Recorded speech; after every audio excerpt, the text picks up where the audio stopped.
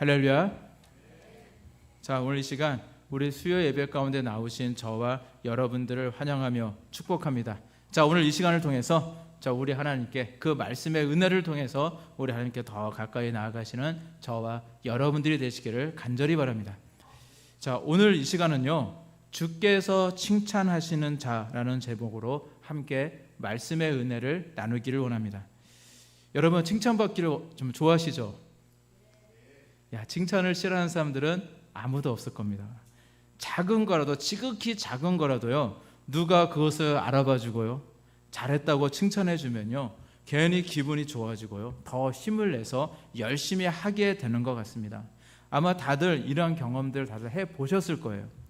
저도 예전에, 좀 오래된 예절인데 뭐 여러 가지 사례가 있겠지만 특별히 생각나는 게 뭐냐면, 제가 저희 아이들 두 아이들이 지금은 이제 21살, 22살, 21살, 22살인데, 근데 그 아이들이요, 그 초등학교 1학년인가 2학년 때쯤 되었을 때, 어린 시절에 있었던 일이 이제 생각이 나더라고요. 그때 이제 제가 또 기록했던 글도 있어가지고 이제 그날이 이제 생각이 났는데, 그날 어떤 이유였는지는 좀 생각이 잘 안 나는데, 그때 집사람이 집에 없어가지고 제가 그날 이제 저녁을 준비하면서 이제 저녁을 준비해서 같이 먹었던 그 기억이 납니다. 그날 이제 밥을 하고 또 냉장고에 있는 이제 반찬들을 이제 꺼내서 이렇게 차려놓고 보니까 뭔가 아이들한테 뭔가 영양식을 줘야 되는데 그래도 뭔가 좀 그게라도 있으면 좋겠다 생각이 들어서 이제 열심히 그 냉장고를 뒤졌는데 그날따라 아무것도 없더라고요. 왜냐하면 장볼 때가 이미 지나가가지고 변변한 국거리가 없었습니다. 그래서 사실 제가 잘 못하는 것 중에 하나가 사실 요리거든요. 요리를 잘 못하는데, 그래서 제일 만만한 이 계란찜이라도 해서 먹어야겠다 생각이 들어서, 또 전에도 몇 번 해봤던 경험도 있고, 그래서 이제 계란 몇 개를 그냥 대충, 사실 물을 좀 많이 잡은 것 같아요. 물을 많이 넣고 계란을 좀 대충 이제 풀어가지고 이제 큰 냄비에 물을 이제 끓여놓고요. 그 다음에 평소에 했던 것처럼 그 냄비에 그 계란찜 그릇을 딱 그렇게 넣고 이제 중탕으로 이제 끓이기 시작했습니다. 근데 보니까 아무것도 없잖아요. 계란에 이렇게 소금만 넣어가지고 이렇게 이제 저어가지고, 또 대충 저었어요. 대충 저어가지고 이렇게 해놨으니까, 그래서 뭐라도 넣었으면 좋겠다. 그래서 냉장고를 열심히 뒤지는데 넣을 수 있는 거는 대파밖에 없더라고요. 대파만 있고 아무것도 없어요. 그래가지고 그래도 이거라도 넣어야겠다 생각해서 대파를요, 제가 할 수 있는 힘을 다해서 열심히 잘게 잘랐습니다. 열심히 잘게 잘라서, 쪽파가 있으면 좋겠지만 없으니까 대파로 해가지고 넣어서 이제 딱 보니까 아까 그냥 너무 대충 이렇게 저어놨잖아요. 그래서 뭔가 봐도 이게 계란찜이 안 될 것 같아요. 너무 대충 저어놓은 거예요. 열심히 저어가지고 이제 확 했어야 되는데 그러지 못해가지고, 정말 좀 이렇게 대파도 섞을 겸 한번 저어줘야겠다 하고 아무 생각 없이 저었어요. 자, 어떻게 되었을까요? 이게요, 그 모양이 어떻게 되냐면은, 그 재료를 제가 찾는 동안에 좀 익었나 봐요. 그래서 조금 익어가지고 그다음 아무 생각 없이 막 저었더니 이게 모습이요, 그 계란찜도 아니고요, 달걀국도 아니고요, 중간에 좀 이상한 모습이 되어버린 겁니다. 그래서 제가 원래 요리를 잘 못하지만 이거 큰일 났더라고요. 아들한테 이제 망신당하게 생겼어요. 이제 실패한 거죠. 그래도 아이들을 불러놓고 이제 밥을 먹기 시작합니다. 아이들이 계란찜을 보고는 저한테 뭐라 얘기하냐면, 대뜸하는 이야기가, 아빠 이거 뭐예요? 이거 계란찜이에요? 물어보더라고요. 그래서 그래, 모습은 좀 이상하지만 맛있게 먹자, 이 한가리가 맛있자 하고 이렇게 같이 먹기 시작했어요. 자, 그런데 아주 재미있는 일이 생겼습니다. 이것 때문에 제가 기억하고 있겠죠.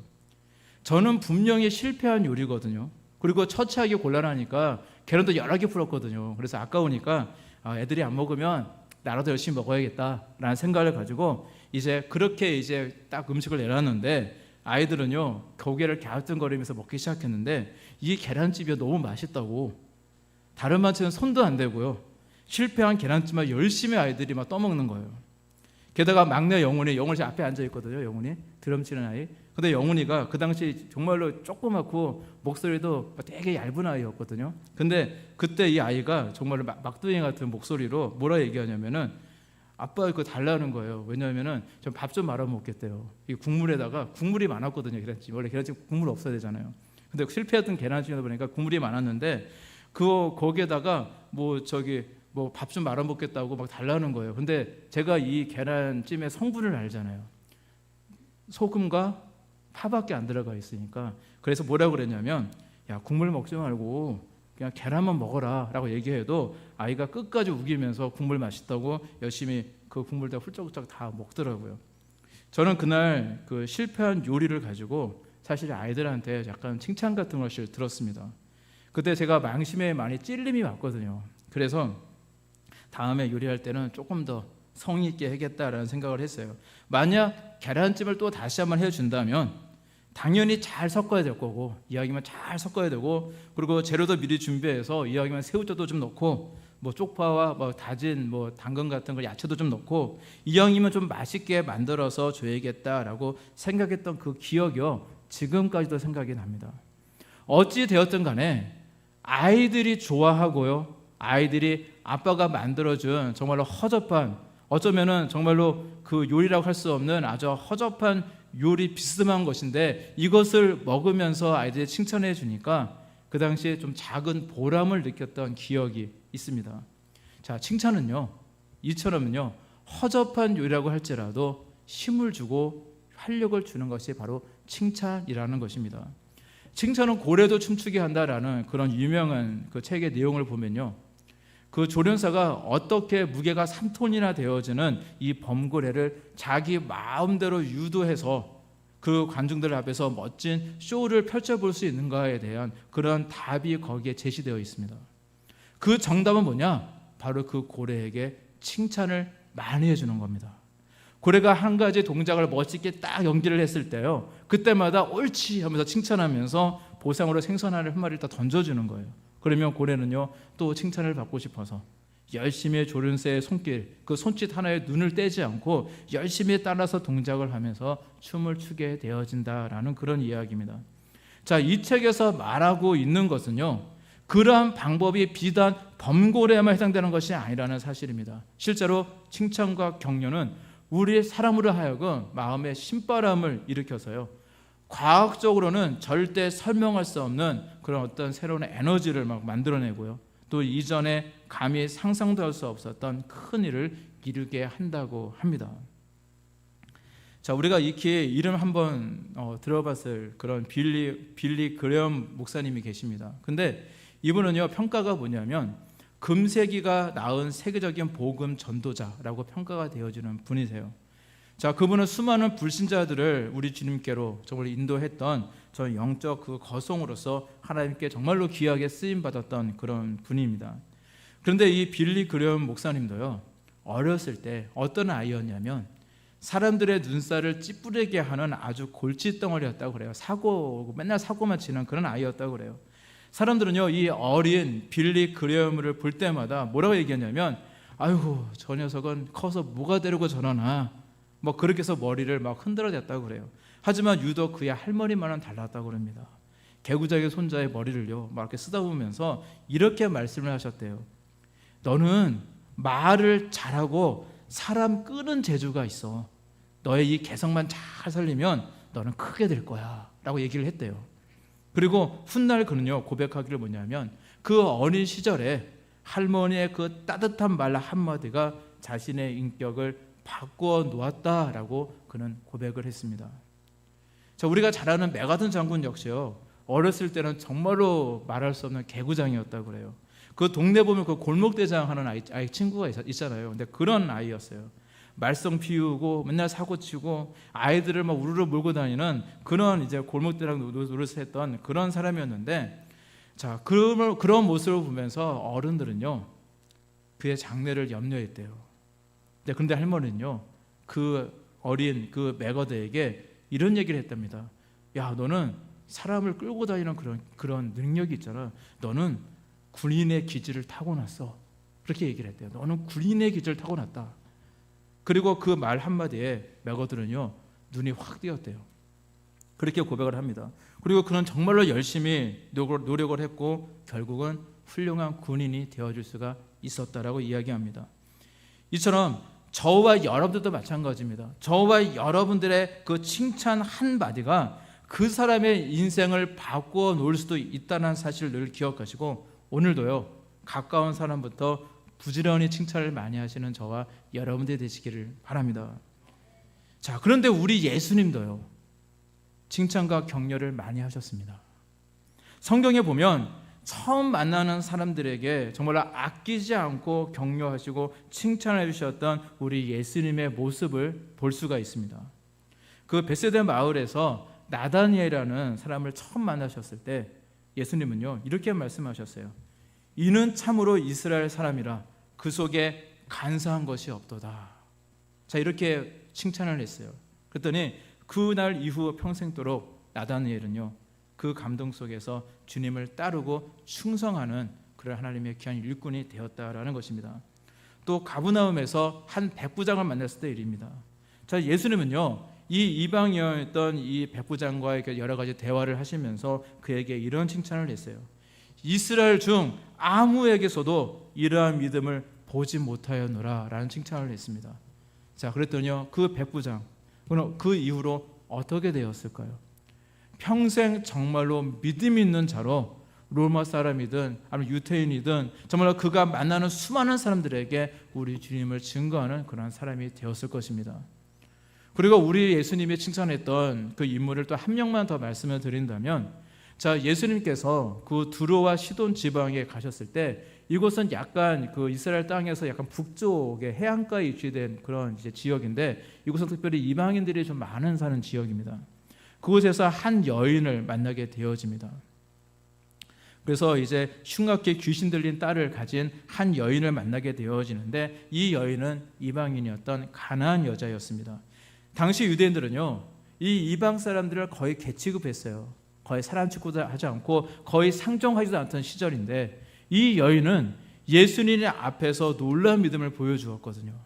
일부러 예수님께서 그녀가 이방이라는 것을 알고는 이방 여자인 그녀에게 마치 그녀를 개에 비유를 하면서 자신의 떡을 취하여 개들에게 던짐이 마땅하지 아니하니라 라고 예수님께서 말씀하셨거든요. 이것은 인격 모독이잖아요. 누가 이거에 발끈하지 않은 사람이 누가 있겠습니까? 그런데 그녀는요, 그때 아주 놀라운 대답을 합니다. 일부러 예수님께서는 그녀를 시험하기 위해서 이런 면박을 주셨던 건데, 이 여인은 그때 이런 대답을 해요. 주여, 올소이다마는 개들도 제 주인의 상에서 떨어지는 부스러기를 먹나이다. 자기는 개라는 의미입니다. 근데 이 믿음이야말로 사실 진짜 믿음이었고, 우리 주님께서 원하시는 믿음이었습니다. 하나님 앞에서 죽어진다는 게 바로 이런 모습입니다. 보통 사람들은요, 자신의 자존심을 조금이라도 건들면요, 그 자리에서 파라라 하면서요, 난리를 칠 텐데, 그녀는요, 하나님 앞에서 죽어졌습니다. 뭐라고 하시든, 예수님께서 어떤 시험을 주시든 그저 그녀는요, 예수님밖에 없었습니다. 예수님만이 저의 해결책이시고 예수님만이 저의 전부입니다 라며 그냥 그 자리에서 바싹 엎드려져 있었습니다. 예수님께서 개라고 말씀하시니까 저는 개가 맞습니다. 이런 모습이 바로 그녀의 모습이었다는 겁니다. 자신은 아무것도 아닙니다. 저는 이미 죽었습니다. 이것이 바로 그녀의 모습이었다는 거예요. 자, 그래서 예수님께서는 그 믿음을 보시고는요, 너무 기쁘셔서 그녀를 향해서 이렇게 칭찬을 하십니다. 여자여, 내 믿음이 크도다. 내 소원대로 되리라. 그리고 그 즉시로 그녀의 그 딸은요, 치유되었습니다. 그리고 그녀는 평생 동안 더 큰 믿음을 가지고 살아갔을 것입니다. 이처럼 우리 예수님은요, 일상생활 가운데 격려와 칭찬을 많이 하셨습니다. 그리고 그 칭찬을 들었던 수많은 사람들은 정말로 칭찬에 걸맞게 정말로 믿음 있는 자답게 모진 박해에도 불구하고 끝까지 그 믿음과 신앙을 지켰고요, 초대교회를 이끌어가는 든든한 일꾼들이 되었던 것입니다. 그리고 저와 여러분들도요, 우리 주님께 이러한 칭찬을 많이 받으시기를 간절히 바랍니다. 착하고 충성된 종아, 사실 저도요, 우리 주님께 이러한 칭찬을 받기를 원합니다. 그것은 여러분들도 사실 마찬가지일 거예요. 우리가 신앙생활하면서 가장 최고의 영광이 사실 무엇이겠습니까? 돈 많이 버는 거요? 아니면 내가 출세하는 거요? 높은 자리에 내가 앉는 거요? 그것보다 더 귀하고 값진 것은 바로 우리 주님께 인정받고 칭찬받는 바로 그런 삶인 줄로 믿습니다. 요한계시록 2장에서 3장 말씀을 보게 되어지면 그 소아시아의 7교회에 대한 그 하나님의 그 말씀이 기록이 되어 있습니다. 거기에는 우리 하나님께서 그 교회를 칭찬하는 것과 또 책망하는 말들이 이제 기록이 되어 있습니다. 그런데 이 7개의 교회 중에서 유일하게 칭찬만 듣고 책망을 받지 않은 교회가 있습니다. 바로 서머나 교회라 빌라델비아 교회가 바로 그 교회들입니다. 자, 그런데 이 두 교회가 왜 칭찬만 받는지 아십니까? 이 두 교회 모두는요, 신앙생활하기에 그렇게 좋은 환경은 아니었습니다. 끊임없이 박해와 열악한 환경 속에 있었고요. 특별히 이 빌라델비아 교회가 있었던 이 빌라델비아라는 이 지역은요, 황제 숭배가 굉장히 왕성하게 이루어졌던 그런 지역이었습니다. 그래서 마치 그 아테나가 그랬던 것처럼 거기에 황제 숭배에 대한 신전이 굉장히 많다 보니까, 그릇 신전이 굉장히 많다 보니까 그곳은요, 작은 아테네라고 그렇게 불리던 그런 지역이 바로 빌라델비아 교회였습니다. 교회가 있던 이 빌라델비아라는 곳이었습니다. 근데 이곳은 특별히 지리적인 이슈 때문에 지진도 굉장히 많이 났던 지역이라고 그래요. 자, 근데 이 빌라델비아 이 교회 같은 경우는요, 교회도 작았고요, 교인들도 그렇게 많지 않았습니다. 그리고 끊임없이 유대인들이 이제 핍박과 탄압을 했던 그런 환경이었어요. 근데 그럼에도 불구하고 그들이 우리 하나님께 칭찬을 받을 수 있었던 이유는 무엇이냐면, 이 교회 교인들은요, 그들의 신앙을 끝까지 포기하지 않았고요, 그리고 철저하게 하나님께 순종하였고 충성하였습니다. 비록 그들에게는 물질은 좀 없었지만 물질에 구애받지 않는 영적 부유함을 가지고 있었습니다. 다시 말씀드려서 그들은요, 영적으로는 부자였습니다. 인생으로서는 가난할 수 있었지만 영적으로는 그들은 부자였다라는 사실입니다. 자, 영적인 부자는요, 어떤 특징을 가지고 있냐면, 환경이 아무리 어려워도요, 그 환경에 지배를 당하지 않습니다. 항상 마음에 조급하지 않아요. 넉넉한 마음이 있습니다. 그렇기 때문에 어떤 환경 속에서도 우리 하나님만을 바라볼 수 있는 그런 모습의 사람들이 바로 영적인 부자인 사람들의 모습인 것입니다. 그래서 비록 내 삶이 어렵고 공고하다고 할지라도 이 모든 어려운 문제들을 해결해 줄 수 있는 우리 하나님을 믿고 또 하나님의 응답을 소망하며 한 발자국씩 믿음의 걸음을 걸어갈 수가 있는 것입니다. 자, 근데 아주 중요한 것은 무엇이냐면요, 그들은요, 설령 그리 아니하실지라도, 하나님의 응답이 좀처럼 이루어지지 않는다고 할지라도 그 믿음의 걸음을 멈추지 않았습니다. 그리 아니하실지라도 끝까지 하나님을 바라보며 나아갈 수 있었다라는 것입니다. 그래서 그들은 우리 주님께 칭찬받는 그런 사람들이고 칭찬받는 교인들이 될 수가 있었던 것입니다. 자, 이것은 우리도 마찬가지입니다. 저와 여러분들도요, 끝까지 우리 하나님만을 바라보며 믿음의 걸음으로 나아가시기를 바랍니다. 그래서 우리 주님께 정말 칭찬받으시는 저와 여러분들이 되시기를 간절히 바랍니다. 그 영국의 제61대, 63대 총리로서 제2차 세계대전을 승리로 이끌었던 그 윈스턴 처칠이라는 사람 아마 아실 겁니다. 근데 이 윈스턴 처칠이요, 상원 의원이었던 그 시절에 선거에서 낙선을 하게 되어집니다. 그래서 너무 씁쓸한 마음을 가지고 이제 집에서 하루하루를 보내고 그냥 자기 일만 하면서 그렇게 우울하게 보내고 있었는데, 그러던 중에 문득 창문 너머로 이제 벽돌을 쌓고 있는 한 일꾼을 보게 되어져요. 이 벽돌을 쌓은 일꾼은요, 처음에는 바닥부터 시작하겠죠. 근데 바닥부터 시작을 해서 이제 시멘트에, 그러니까 벽돌에 세면을 발라가지고 하나를 올리고, 또 벽돌에 세면을 올려서 하나를 올리고, 또 망치로 똑똑똑 그렇게 이제 하면서 계속해서 하나를 올리고 계속 올리고 있었는데, 얼마 후에 보니까 이 처음에는 바닥이 시작했던 것이 튼튼한 담이 완성되어 있는 모습을 보게 되었습니다. 자, 그리고 그 광경을 보고 있던 이 처칠은요, 문득 이런 깨달음이 왔대요. 아, 그래, 인생은 벽돌 한 장을 쌓는 것과 같은 거야. 자, 그래서 그 생각을 드니까 다시 용기를 내서 정말로 벽돌 한 장을 쌓는 그런 심정을 가지고 끊임없이 도전했고요. 결국에는 제2차 세계대전을 승리로 이끌었던 그런 영웅이 되어줄 수 있었다라는 것입니다. 훗날 그는요, 이제 어느 학교에 가서 이제 이런 연설을 했어요. 절대 포기하지 마십시오. 절대 포기하지 마십시오. 그런 연설도 했었다고 합니다. 우리도 마찬가지거든요. 절대 포기하지 말라라는 것입니다. 그리고 승리는요, 이렇게 포기하지 않는 사람에게 주어지게 되는 것입니다. 이처럼 우리 신앙의 모습도 사실 한 장 한 장 쌓아가야 되는 것입니다. 우리의 기도도요, 한 장 쌓고요, 우리의 믿음으로 또 한 장, 우리의 순종으로, 충성으로 또 한 장씩 한 장씩 쌓아 나가는 것이고요. 그리고 우리가 포기만 하지 않는다면 반드시 끝은 있습니다. 반드시 응답의 때는 있는 것입니다. 우리가 밥 한 술을 떠먹고 절대 배부르지 않습니다. 자, 오늘 하루 열심히 기도했다고 응답이 있는 것은 아닙니다.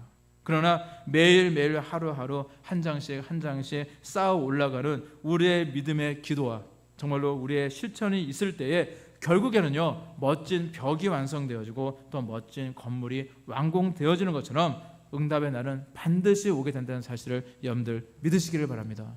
따라서 여러분 절대 포기하지 마시고요, 너무 멀리 내다보니까 포기하고 있는 거예요. 너무 멀리 어떤 결과, 좋은 결과 그것만 바라보고 있으니까 내가 언제쯤 저기를 갈 수 있을까라고 낙심하지 마시고요, 우리는 지금 무엇이 하는 것이 중요한 거냐면 나에게 맡겨준 지금 이 자리에서 순종의 벽돌 한 장을 난 지금 쌓고 있으면 되는 겁니다.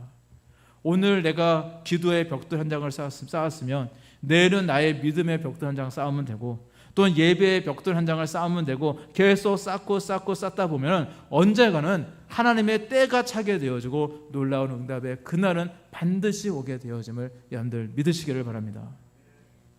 자, 그리고 우리는요, 이렇게 하나님을 향한 벽돌 한 장을 정말로 우리가 쌓아 올라가기 위해서는요, 때로는 세상의 것들 중에 과감히 포기해야 되는 것들도 사실 있습니다. 대표적인 예로 우리가 슈바이처 박사, 그분에 대해서 우리가 굉장히 잘 알잖아요. 근데 이번에 이제 아프리카의 이제 흑인들이 의사가 없어서 이제 죽어간다라는 그런 이야기를 듣고 나서 그는 이제 선교사로서의 선교의 그런 마음을 갖고 그 슈트라스부르크 대학에서 이제 청강생으로 의학 공부를 하기 시작합니다. 그리고 1913년 어느 날 그 아프리카, 지금의 이제 가봉인데 그곳으로 이제 떠나게 되어집니다. 수바이처는요, 그 대학에서 신학과 철학을 공부한, 그리고 또한 목사로서 대학 교수로서 활동을 했고요. 또 어렸을 때부터 천부적인 재능을 가진 그 파이프 오르간으로서의 어떤 그런 재능도 있었다고 그래요. 특히 그는 음악의 대가였던 이 바흐에 심취해서 그를 연구한 그런 음악가이기도 했다고 그럽니다. 그랬던 수바이처였는데 그가 이제 아프리카로 이제 떠나기 전에 자기가 그토록 가장 중요한, 자신의 삶 가운데 가장 중요하게 여겼던 것 중에 세 가지를 포기했다고 합니다. 첫 번째는요, 그가 그토록 심취했던 바흐의 음악을 포기했고요.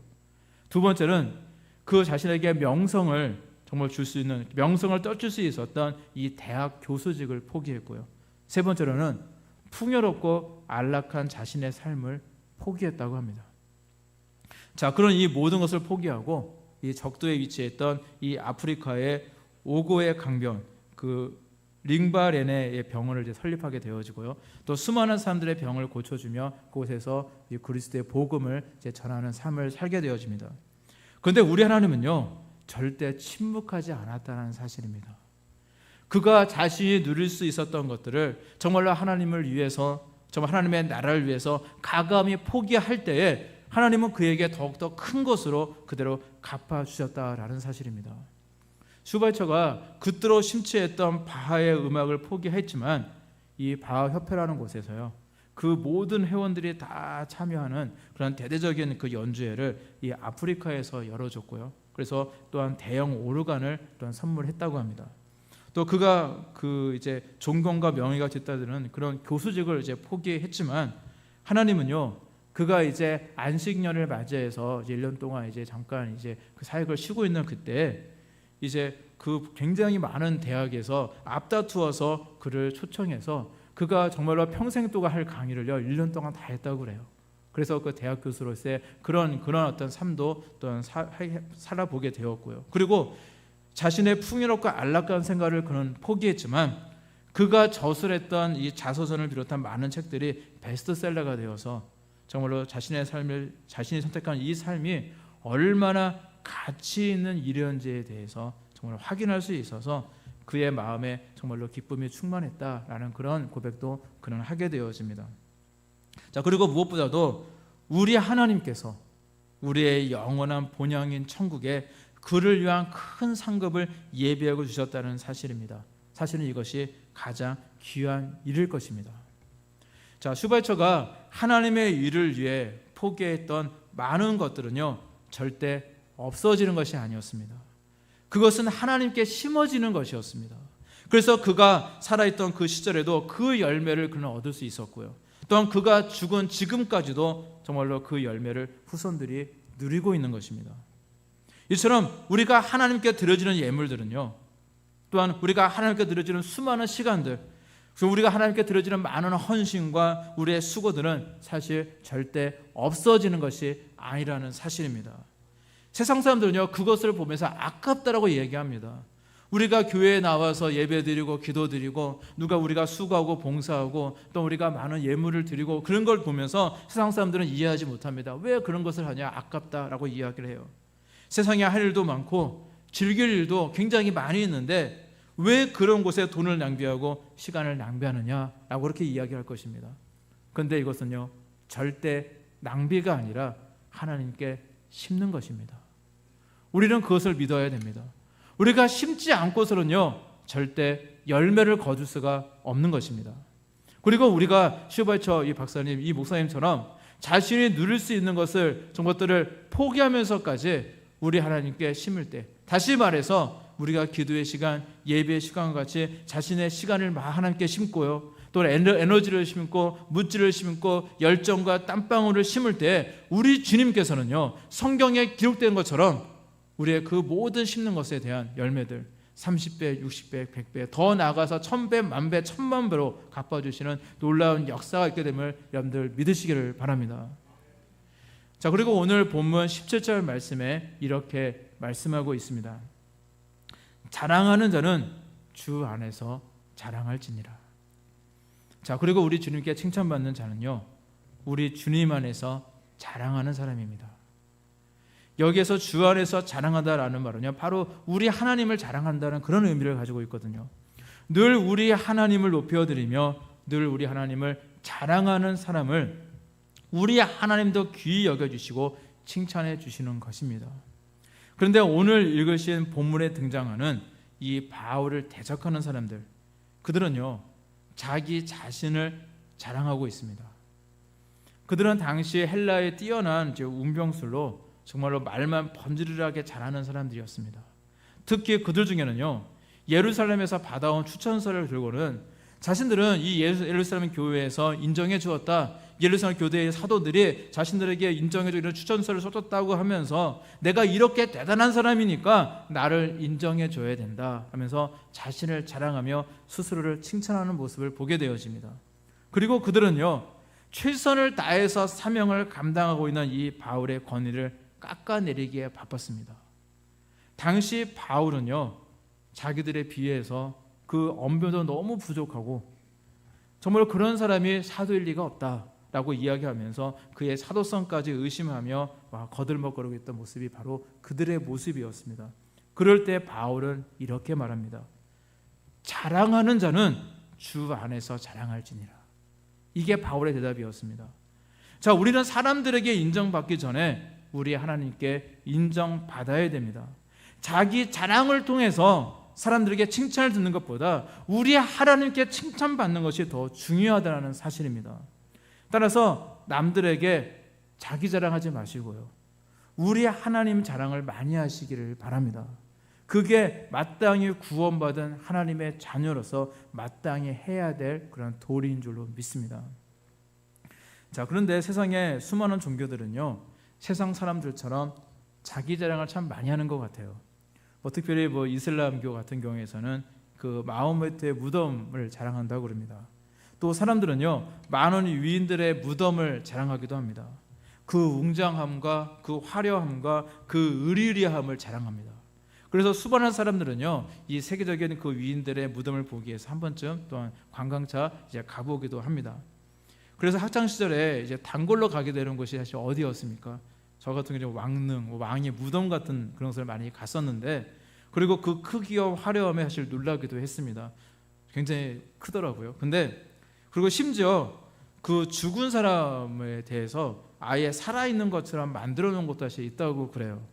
저 그렇게 그 사람이 죽고 나서 그 시신을요 이제 산 사람처럼 만들어 놓은 곳이 이제 4곳이 있다고 그러는데, 그곳이 그 사람들이 누구냐면은 그 러시아의 그 공산당을 이렇게 창설했던 이 레닌, 그리고 중국의 독재자였던 그 모태똥, 그리고 베트남의 호치민, 그리고 북한의 김일성이 뭐 그 인물이라고 합니다. 자, 그런데 여러분, 아무리 이렇게 무덤이 크고 화려하고 시신을 마치 산 사람처럼 꾸며 놓았다고 해서 그 죽음이 어디에 간 것이 절대 아닙니다. 그 사람이 천국에 간 것도 아니고요, 영원히 살아있는 것은 더욱도 아닙니다. 그것들은요 다 헛된 것이고요, 우리 인생에 그 어떤 좋은 영향력도 주지 못하는 것들입니다. 그까지 무덤을 자랑하는 게 뭐가 대단하겠습니까? 그 무덤을 파보면요 그냥 죽은 시체, 그 뼈 조각들, 그런 것밖에 더 있겠습니까? 자, 그런데 우리 기독교는요 그런 무덤을 자랑하는 종교가 아닙니다. 우리는 사람의 손으로 만든 무덤의 의리의리함과 그런 화려함을 자랑하지 않습니다. 오히려 우리는 빈 무덤을 자랑합니다. 우리에게는 예수님의 무덤이 없다는 사실을 우리는 자랑하고 있다는 사실입니다. 여러분, 우리 예수님은 부활하셨잖아요. 이것은 실제적인 사건이고요, 정말로 과거에 있었던 역사적인 사건입니다. 이 사실을 믿으시기를 바랍니다. 그래서 칼 바르트는 이런 이야기를 했어요. 부활절과 성탄절 설교는 짧을수록 좋다. 왜냐하면 이는 설명할 필요가 없는 역사적인 사실이기 때문이다 라고 그렇게 이야기를 했습니다. 부활은요 절대 지어낸 이야기거나 신화가 아닙니다. 부활은 실제로 있었던 역사적인 사실입니다. 그래서 굳이 설명이 필요 없다라는 것입니다. 자, 그래서 우리는요 거대한 무덤을 만든 인간의 업적을 자랑하지 않습니다. 오직 죽은 자도 살리신 우리 하나님을 자랑합니다. 불가능을 가능케 하시는, 정말로 이 시간 우리의 기도를 들으시고 응답하시는 우리 하나님의 살아계심을 우리는 자랑하는 것입니다. 따라서 우리는요 내가 이런 것을 했습니다, 내가 이루었습니다, 내가 예루살렘에 있는 정말로 이 사도들에게 인정받아서 이런 추천서를 받아왔습니다 라고 스스로를 자랑해서는 절대 안 된다는 것입니다. 우리는 늘 우리 하나님을 자랑하는 모습이 되어야 될 줄로 믿습니다. 우리 하나님께서 이루어 주셨습니다. 우리 하나님께서 저희의 기도에 응답해 주셨습니다. 저는 아무것도 아닙니다. 다 하나님의 은혜입니다 라는 그 고백이 바로 저와 여러분들에게 있어야 될 줄로 믿습니다. 앞으로 하나님께서 저와 여러분들의 뿔을 많이 높여주실 때에도 저와 여러분들이 이제 세계적으로 다니면서 많은 사역을 감당하게 된다고, 그때가 온다고 할지라도 절대 그때 자신을 자랑하는 자가 되지 마시기 바랍니다. 절대 교만의 씨앗을 만들지 마시기 바랍니다. 언제나 항상 우리 주님만을 자랑하시고 우리 주님만을 높이며 살아가시는 저와 여러분들이 되시기를 간절히 바랍니다. 나의 공로, 나의 자랑을 드러내는 것은요 사실은 내가 살아있다라는 증거입니다. 그런데 우리는 이미 십자가에 다 못 박혀 죽었다는 사실 여러분들 믿으시기를 바랍니다. 우리는 이미 다 죽은 사람들입니다. 우리는 살아있는 존재가 아닙니다. 우리를 통해서 예수님만이 드러나면 되는 것입니다. 그러면 당연히 내가 아니라 우리 하나님만을 자랑해야 되는 것입니다. 그리고 이렇게 우리 하나님을 자랑하며 우리 하나님의 영광을 위해 살아갈 때 우리 하나님께서는 기뻐하시고 칭찬해 주시고 우리의 모든 기도 가운데 응답해 주시고 우리에게 능력 주시고 권능 주시고 우리를 귀한 하나님의 일꾼으로 또한 사용해 주실 줄로 믿습니다. 18절 말씀에 이렇게 말씀하고 있습니다. 옳다 인정함을 받는 자는 자기를 칭찬하는 자가 아니요 오직 주께서 칭찬하시는 자니라 말씀하고 있습니다. 따라서 칭찬도요 그 높고 높은 그 대통령 할아버지보다도 우리 주님께서 해주시는 칭찬이 진짜입니다. 가장 최고의 은혜인 것입니다. 그래서 우리 주님께 잘하였구나, 충성된 종아라고 칭찬받는 자가 바로 저와 여러분들이 되시기를 간절히 바랍니다. 우리 주님께 인정받으시고 정말 칭찬을 받을 만한 그런 믿음 있는 일꾼, 순종의 일꾼, 충성하는 일꾼들이 다 되셔서 자, 모든 사람들, 저와 여러분들을 아는 수많은 사람들에게 봐라, 우리 하나님, 우리 주님이, 우리 예수님이 살아계시지 않느냐, 우리 주님께서 이렇게 역사하지 않느냐라며 당당히 우리 주님을 자랑하며 높여드리며 살아가시는 저와 여러분들이 되시기를 우리 주님의 이름으로 간절히 축원합니다. 기도하시겠습니다.